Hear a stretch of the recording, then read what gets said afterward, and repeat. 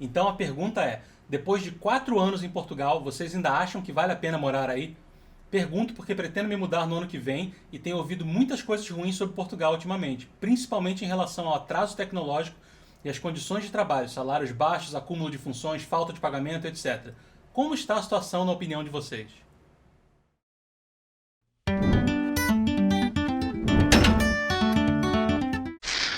E é hora da sua dose semanal de canal Maximizar. Se você está assistindo a gente pela primeira vez, o meu nome é Max, essa é minha linda esposa Lívia. Olá!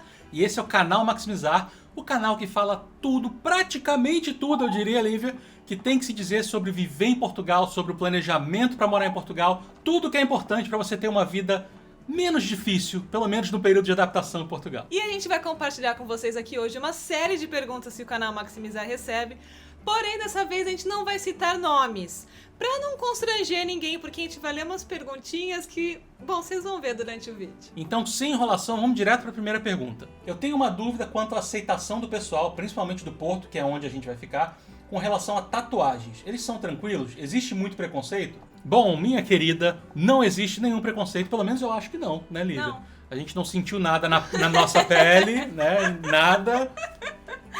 E a gente aproveita para fazer uma super propaganda do 021 Porto.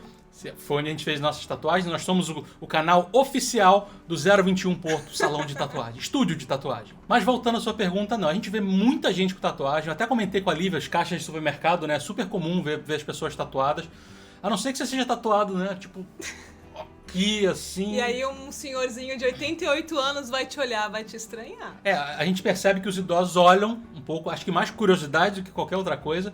Mas em relação ao preconceito, não. Fica tranquilo. A próxima pergunta é: gostaria de saber se as frutas são gostosas, pois alguns amigos disseram que não tem sabor. Outra dúvida é sobre feijão. É fácil encontrar? Olha, as frutas que a gente compra em Portugal são gostosas, sim.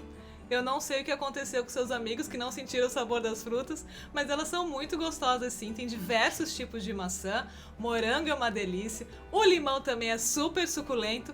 Talvez a banana você demore um pouquinho para encontrar qual é a sua preferida, porque tem um sabor bem diferente. A gente recomenda bananas da América, principalmente Costa Rica, Colômbia. Mas as frutas têm sabor sim, são muito gostosas. Fiquei até surpresa em comprar laranja, e eu não acho semente na laranja, nem na mexerica ou tangerina ou clementina. São uma delícia, você vai gostar, não se preocupe. A laranja é diferente, né? Não é igual a nossa que a gente descasca, mas ela é super saborosa. Para suco, então, é uma maravilha. Tem semente, você vai ali feliz da vida sem se preocupar com a semente. Então, fruta, ok, vai fundo na fruta que elas são muito boas. Enquanto ao feijão, sim, tem feijão, é fácil encontrar, tanto o grão quanto enlatado, das duas formas ali, pode confiar. Os portugueses gostam muito de feijão, fazem muitos pratos com feijão, então vai ser feliz com feijão em Portugal. A próxima pergunta, um monte de gente fez essa pergunta. Na verdade, foi logo depois de um vídeo que a gente fez sobre... Acho que foi só eu que fiz, né, no vídeo, se eu não me engano. Foi, Falando sobre pesquisar antes de perguntar. Eu falei um monte de coisa importante para quando você quer saber alguma informação e tal. E dei um exemplo de perguntas que só quem mora em Portugal que poderia saber, do tipo, tem pernilongo aí? Então um monte de gente começou a perguntar pra gente se tinha pernilongo em Portugal. Então, Lívia, eu diria que na parte urbana do Porto tem muito pouco pernilongo. A gente conviveu com, eu diria, 3 ou 4 pernilongos durante 4 anos em Portugal. Eu lembro claramente de um pernilongo em Póvoa de Varzim que parecia um míssil atômico que acordou com o zunido que fazia. Mas, no geral, na parte urbana, né, da cidade, não notamos. O problema maior é muito mais mosca. Eu ia falar isso, pernilongo não chamou atenção, mas mosca, Jesus amado, como tem mosca. Quem mora em Portugal sabe bem do que a gente tá falando, daquelas moscas que parecem que estão tontas e ficam São rodando. lentas. Dá pra dar tapa na mosca, elas são meio assim, Lentinha. sonolentas, deve ser o frio, talvez, do Porto, muito não sei. vinho, não sei. Mas pernilongo, não, tranquilo. Eu detesto pernilongo e... Quem gosta? Não, mas eu tenho uma coisa assim, especialmente de ódio em relação a pernilongo. E tô super tranquilo em Portugal em relação a isso. E pra quem por acaso não assistiu esse vídeo, que aliás eu tô botando aqui em cima, sobre pesquisar antes de perguntar, isso é super importante, porque às vezes a gente fica um tempão respondendo perguntas que são muito simples, que você conseguiria responder botando a mesma pergunta no Google e a tua resposta vai sair muito mais rápido do que esperar a gente. Inclusive vai, de repente, ocupar o espaço aí de pessoas que querem fazer perguntas que a gente possa ajudar mesmo. E a sua pergunta está na fila, a gente acaba respondendo e demora mais para outra pessoa ter a resposta, né? Então, Google, companheiro fiel, Google e Google Maps, sensacional para descobrir, principalmente localização dos lugares, né? Se fica longe, se não fica, enfim. Pesquisem bastante. Google é o melhor amigo de quem está pesquisando para ir para Portugal ou para qualquer coisa. E falando sobre esse assunto, mais uma pergunta que nós recebemos. Porto fica muito longe de Lisboa?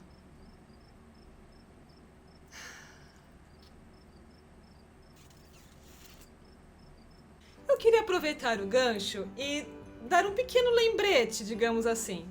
A gente vê muitas perguntas, muitos comentários, muitas pessoas falando ao vivo que elas estão em Porto. Não é em Porto, é no Porto. Você está no Porto, você mora no Porto, você visita o Porto. Você está em Lisboa, não em Porto. E vocês não precisam só confiar na gente, perguntem um português legítimo que eles vão confirmar para vocês que é no Porto No que Porto. você fala. Então a nossa próxima pergunta é... Ah, não, Lívia, não. Não.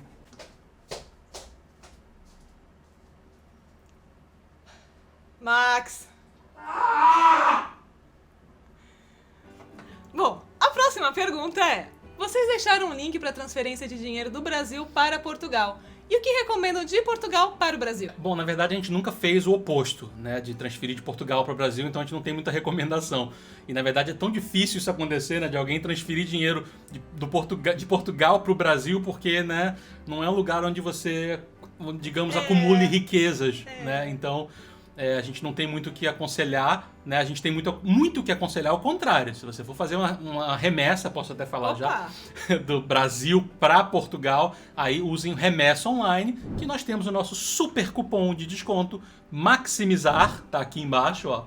E você ganha 10% da taxa de serviço, vale super a pena, é um serviço que a gente já usa agora quase todos os meses, a gente recomenda muito. O link para você ir direto pro site acessar tá aqui na descrição do vídeo, você pode clicar e entrar direto lá, ou então assistir o vídeo aqui em cima também, para saber como funciona usar. A gente fez um vídeo com passo a passo direitinho para usar o Remessa Online.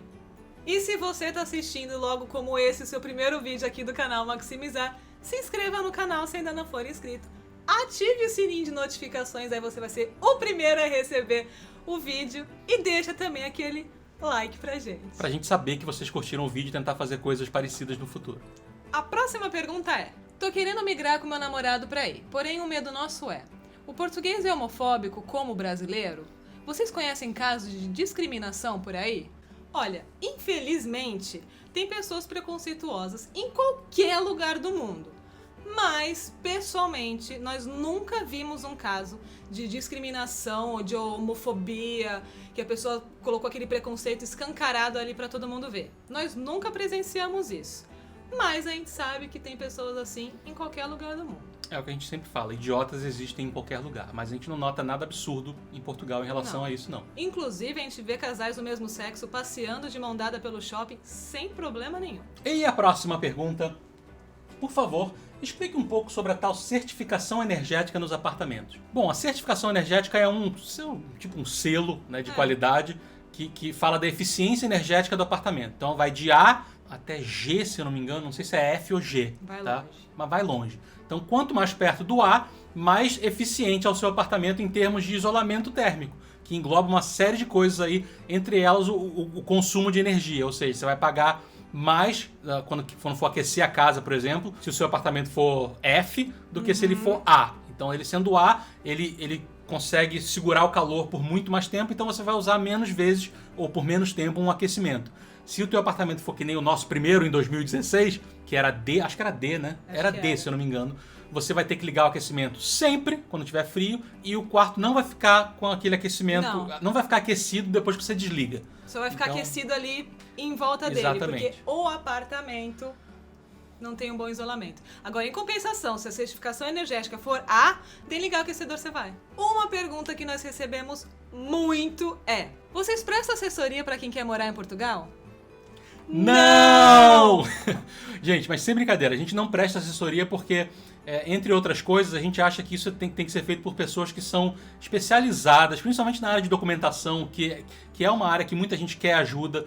E você precisa estar totalmente atualizado com os trâmites, que não é coisa fácil em Portugal, a burocracia é muito, muito grande, as leis mudam com muita rapidez, então a gente acha que é muita responsabilidade a gente dizer que vai prestar uma assessoria e aí chega na parte de documentação, a gente dá uma sugestão errada e a coisa mudou e tal.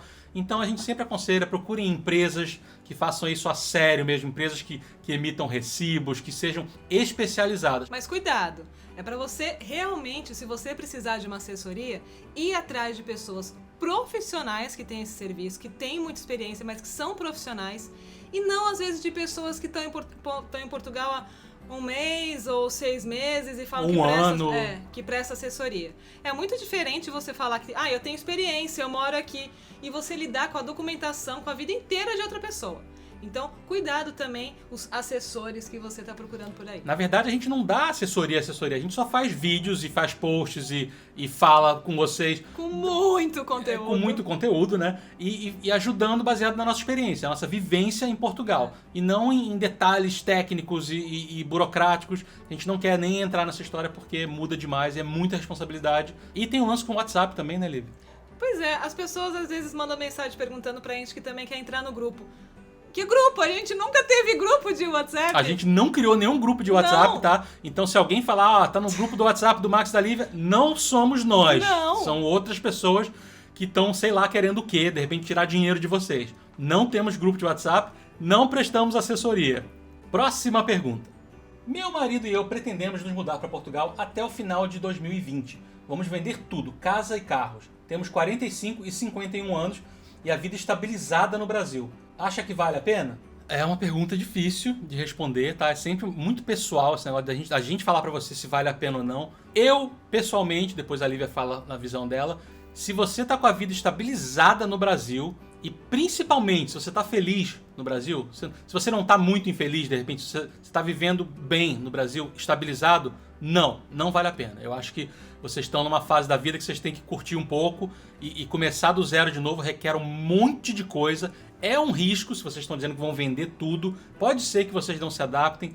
E a não ser que vocês tenham um espírito super, hiper, mega aventureiro, eu acho que é um pulo que pode ser maior do que a perna. Principalmente, isso é importante, tá? Se vocês estiverem felizes e estabilizados no Brasil. O fato de, quando a gente recebe esse tipo de pergunta, que a pessoa fala que ela vai vender tudo, sempre preocupa a gente. Porque é isso que o Max falou, você pode não se adaptar, ou então você pode simplesmente não tá gostando da vida que tá levando, e aí você quer voltar e vendeu absolutamente tudo, aí tem que começar do zero mais ou menos, né? No Brasil de novo também. Mas aí vai estar sem a vida estabilizada, né? Pois é, então. Então isso é uma coisa que preocupa muito a gente quando a pessoa fala que vai vender tudo. E aí, também, mais uma vez, é o que o Max falou, se você estiver feliz no Brasil, qual é exatamente o motivo que você quer sair e ir para Portugal? Porque se você estiver com a vida totalmente estabilizada, você tá feliz, mas de vez em quando vem aquele bichinho falar pra você... A violência e tal, tô cansado, né? Por que você não tenta morar em Portugal ou em outro país, alguma coisa assim? A minha opinião seria, continua com a sua vida estabilizada no Brasil, e aí, quando esse bichinho vier te sussurrar alguma coisa, você vai pra Portugal e passa um mês viajando. Aí você relaxa, curte bastante e volta para sua vida que é estabilizada e tranquila e tudo nos conformes. Agora, se realmente você gosta das aventuras, curta a sua aventura. E atenção para a última pergunta, e a gente deixou por último, de propósito, uma pergunta muito importante. A pergunta é, depois de 4 anos em Portugal, vocês ainda acham que vale a pena morar aí? Pergunto porque pretendo me mudar no ano que vem e tenho ouvido muitas coisas ruins sobre Portugal ultimamente, principalmente em relação ao atraso tecnológico e as condições de trabalho, salários baixos, acúmulo de funções, falta de pagamento, etc. Como está a situação na opinião de vocês? Bom, a gente vai, né, de novo na nossa opinião, baseada em tudo que a gente observa em Portugal e observou desde 2016. Primeiro vamos aos fatos, né? Você fala atraso tecnológico, condições de trabalho. Então, existe sim um pequeno atraso tecnológico no geral. Tá claro que tem coisas que Portugal tá bem, mas no geral a gente pode citar até um evento que a gente foi sobre tecnologia, sobre marketing digital, sobre e-commerce, e os próprios especialistas portugueses falaram que nesse quesito aí de e-commerce, por exemplo, Portugal está 5, 6 anos atrás do Brasil. Tem muitos profissionais que saem do Brasil e vão para Portugal. Isso palavras dos especialistas desse evento, tá? O Norte Digital, que é super famoso. Eles falam que esses profissionais saem do Brasil para ir para Portugal, mas não conseguem aplicar as mesmas técnicas, porque esse tipo de conhecimento ainda não existe em Portugal. Então eles têm que meio que recuar um pouco para começar num outro ritmo um pouco mais lento. Então, sim, existe essa questão do atraso tecnológico. Atraso talvez seja uma palavra forte, mas Portugal ainda não está no nível do Brasil, por exemplo, em tecnologia. E o e-commerce chama muito nossa atenção também, porque os portugueses não são consumistas. Então é difícil também você entrar com o e-commerce se nem numa loja física tem muita gente, numa virtual também não tem. Então isso é uma coisa que pra gente no Brasil é tão difundido e em Portugal a gente sente que realmente isso está começando. Embora já exista há uns anos, a gente sente que isso realmente está começando. Não é à toa que Portugal tem essa falta mesmo de mão de obra especializada, principalmente na área de TI, né? Então, atraso tecnológico, check. Sobre condições de trabalho, aí salários baixos, acúmulo de funções, falta de pagamento, também confere, tá? Em muitos aspectos. É claro que a gente nunca vai poder generalizar e falar que todos os empregos são assim. A gente sempre fala para vocês da nossa experiência e a gente viveu as 3 situações, tá? Salário baixo, sim, como professores e eu como coordenador de escola, salários baixíssimos, um pouquinho acima do salário mínimo, né? Acúmulo de funções, sim, eu era coordenador, mas eu vendia o curso, eu ligava para aluno, eu emitia nota fiscal, eu dava aulas, eu fazia tudo que um coordenador faz e mais um pouco da área comercial, de outras coisas que não envolviam as funções para as quais eu fui contratado. Então a Lívia também tem essa experiência, né, Lívia? Eu às vezes tinha que estar no mesmo horário no laboratório de informática, na sala de aula e na secretaria. E é professora, trabalhava como professora, só para dar aula. A gente observou também no comércio isso, eu lembro claramente, a primeira vez que a gente foi na Loja das Sopas, era isso? Loja das Sopas, que a mulher pegou o nosso pedido, né, a gente deu dinheiro para ela foi, cobrou, né, entrou numa portinha pra cozinha, a gente ouviu o liquidificador, né, batendo a sopa, sabe? Aí ela saiu com a bandejinha, foi lá, completou o prato pedindo o que a gente queria e tal. Então, assim, ela fazia tudo, a gente já viu isso no Burger King também, né? Então, assim, é muito comum esse acúmulo de funções, amigos nossos já falaram a mesma coisa, então, em relação ao acúmulo de funções, também confere. Falta de pagamento, aí eu posso falar, a Lívia não teve esse problema, felizmente, né? Acho que a empresa, por ser uma multinacional, a sua, acho que era um pouco mais controlado, o negócio era um contrato. Bom, o meu também era contrato, né? Então, eu não recebi, ainda a minha chefe ainda me deve quase 500 euros. Deve pro Max e mais um monte de funcionários. E mais um monte de funcionário, né? Claro. E funcionários que estão 3 a 4 meses sem receber. Eu fiquei 45 dias sem receber, saí. E só iria voltar depois que ela me pagasse o que estava devendo. Não pagou, não voltei. Ficou por isso mesmo, eu tentei correr atrás, a mulher sumiu, fechou a escola, enfim. São coisas que a gente ouve que acontecem lá. A gente já tinha ouvido, nunca tinha vivido, aí eu vivi. Então, assim, essas condições de trabalho são sim preocupantes em Portugal. Pelo menos essa foi a realidade que a gente viu e viveu. E nós conversamos com uma portuguesa lá, nesse caso específico do Max, para saber qual atitude que a gente podia tomar e se isso era comum, o que a gente podia fazer. Aí ela simplesmente começou assim: infelizmente isso é muito comum.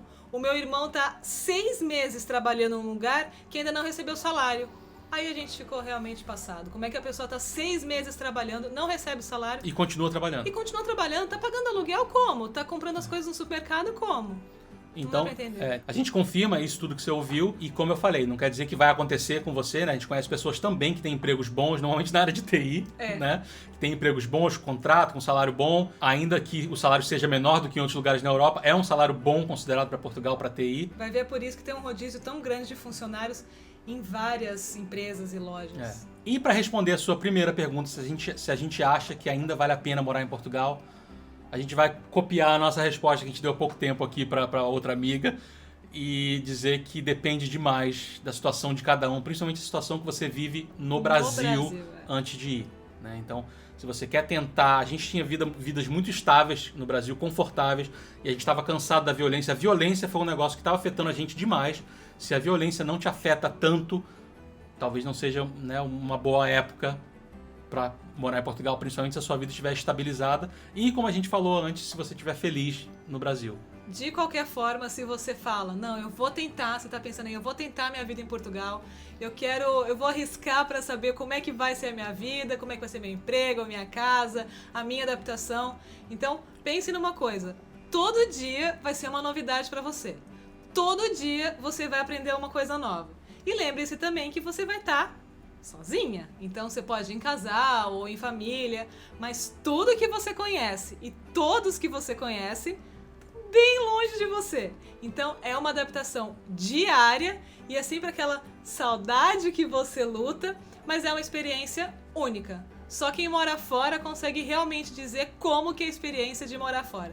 Não dá pra gente imaginar, ou ficar vendo foto no Instagram, ou pensar, minha vida seria assim. Não, tem que viver na pele. E claro, a gente sempre lembra, faça com responsabilidade, se planeje, não tente ir no oba-oba e tal.